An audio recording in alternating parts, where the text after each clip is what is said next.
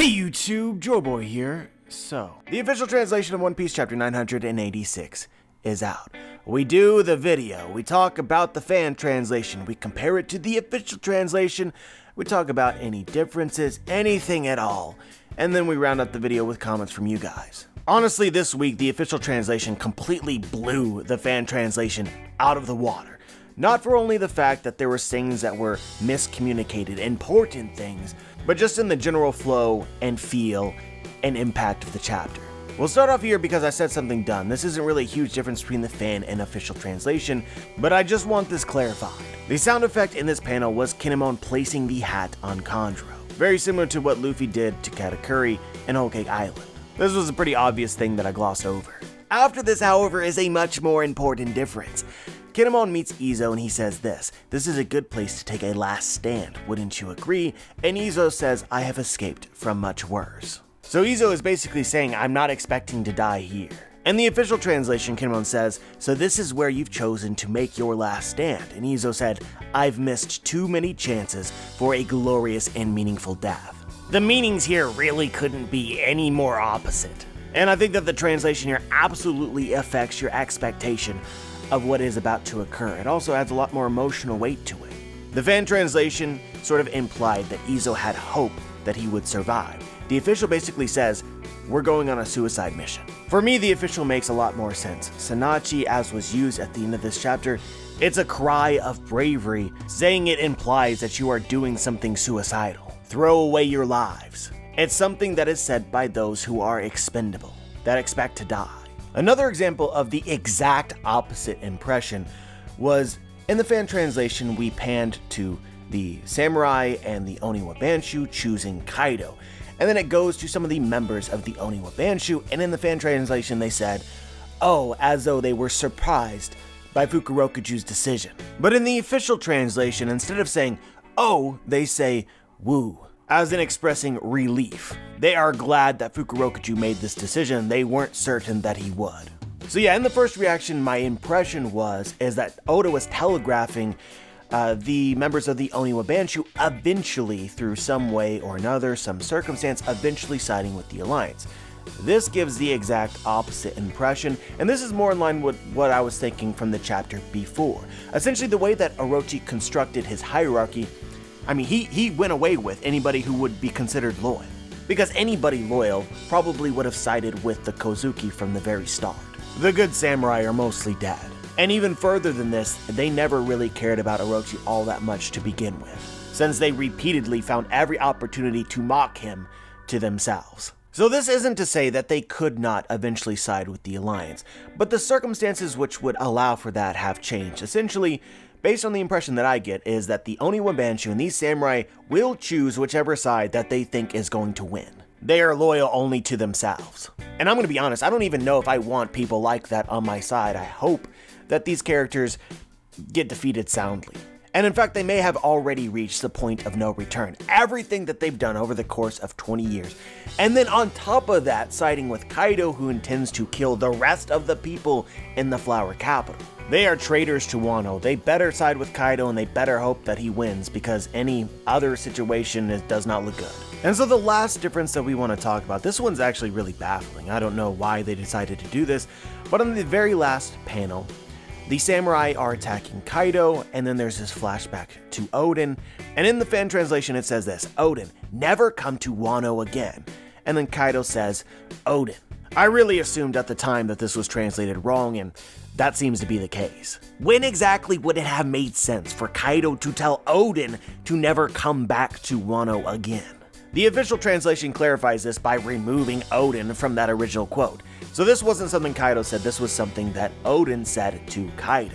The way that I take this is that it seems from this very likely that they are about to cut Kaido. Essentially, Kaido is being attacked and they are reminding him of Odin, the one person who was able to cut him. That's the implication that I get from the scene. I think that's a good segue into the comments. Remember when that sword drew the life force out of Zoro trying to steal it?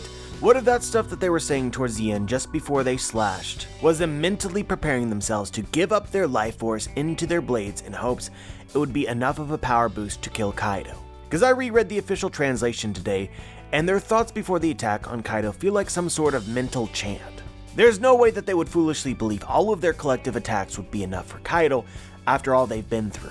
This attack feels like a final attack, a move they can only get off once and have to do it right. So yeah guys, actually this is a really cool theory. I don't know how justified it is, but I definitely agree with the general sense that this is a final attack, something coordinated they could only get off once. I do think that even in the best case scenario, it's going to fail. It's an interesting idea that the Samurai of Wano would know of a technique in which they could imbue their very life force in some sort of detrimental way into attack to make their attacks more powerful. As he suggested here, similar to how Enma works. An attack that actually has the potential to be able to kill you, but at the same time grants you additional strength. In this case, if it were true, Kaido's flashback to Oden makes even more sense. Next comment, are we going to forget the fact that Usopp's lie about taking down giants is about to come true? Or Monster Chopper versus Numbers? What you think? Yeah, for some reason I didn't talk about this at all in my first reaction, and I didn't mean to do that. But just a quick recap, Chopper and Usopp are taking General Frankie, and they're going the wrong direction. As a side note here, it seems like the theory that Big Mom transformed General Frankie into a homie is debunked. Sadness. I am curious though where Usopp thinks that he's going. Like under any normal circumstance, I would just assume, right, that Usopp is being a coward. Momonosuke's in danger, but let's go the opposite way of everybody else, just in case. But it's almost presented in such a way which makes me think that Usopp actually has a plan.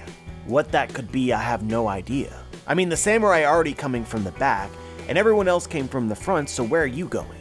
Just because of a lack of answers, I kinda wanna default back to Usopp is just simply running away. But that doesn't feel right either. So I'm very curious. But this comment brought up the theory that we've talked about in the past, that Usopp and Chopper would take on the numbers. Chopper in Monster Point makes for a pretty good matchup against a number, and then Usopp had some, Usopp lies become truth moment in which he was like, well, I took down 10 giant monsters, and then lo and behold, in this arc, we have the numbers who are 10 giants, and they're also called monsters. And it's highly likely that there are 10 numbers. From the very beginning, this theory was perfect, and we're only getting more. I mean, this is just kind of how Oda operates, right? Like, it seems really chaotic, but he does his best to sort of separate the pieces out in order to accomplish what he wants to do. So, Usopp and Chopper being taken somewhere, other than everybody else is totally Oda's intention to quarantine them so as to set up their own unique circumstances, which seems very telegraphed to be against the numbers. Perfect theory is perfect. If this doesn't happen, I would be very surprised. And so this comment is kind of similar. Another chapter ended, but where is Sanji? Is he gonna pull out another Mr. Prince? Also Marco, I mean, this was actually the plan, right? All of the Scabbards attack and everyone there, but why are they missing? Marco, just the same as Chopper and Usopp, is being separated from the group in order to accomplish something different. In this case, it was telegraphed that Marco saw some shadow on the sea. We presume that it's Perospero, it could be something else, but he's dealing with that. And ultimately, what Oda intended here was to have the 9 red Scabbards attack Kaido, not including Marco, because Marco is not a 9 red Scabbard. Oda has some plan for Marco for sure. We will see that at some point in time. It's just not right now. Similar, Oda has some plan for Sanji. I personally presume that he is invisible somewhere in the crowd, and that he will play a role in saving Carrot and Nami.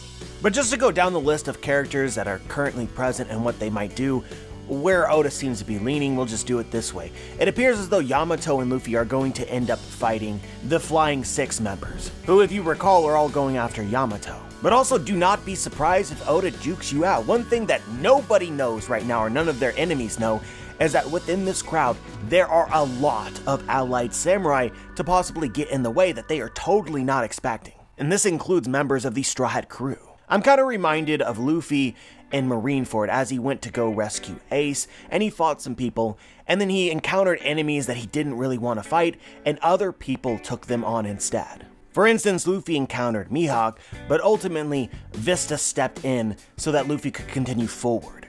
I kind of envision something similar happening here as well. Shinobu seems heading towards Momonosuke, and I expect her to play a role in whatever happens to him. Law, as of right now, seems to be a huge wild card because he went through another door, so we don't even know where he is. Even though he was shown in the chapter, like, the location wasn't specified. My guess is that Kid and Law, as well as Luffy, at some point in time will team up, and Oda will eventually get there. Just as Oda separated Chopper and Usopp and Marco, he separated Law to essentially save him for later. Next comment, Jack the Dragdown is actually surprised that mink leaders were alive. I just wanted to bring this up just for the sake of, this is just another thing which Kanjuro didn't really communicate to Kaido or his subordinates. There was a lot that Kanjuro could have said to either Orochi or Orochi to Kaido. This information could have gotten to Kaido, but it seems to have not. Important here would obviously be the road poneglyph in Zou.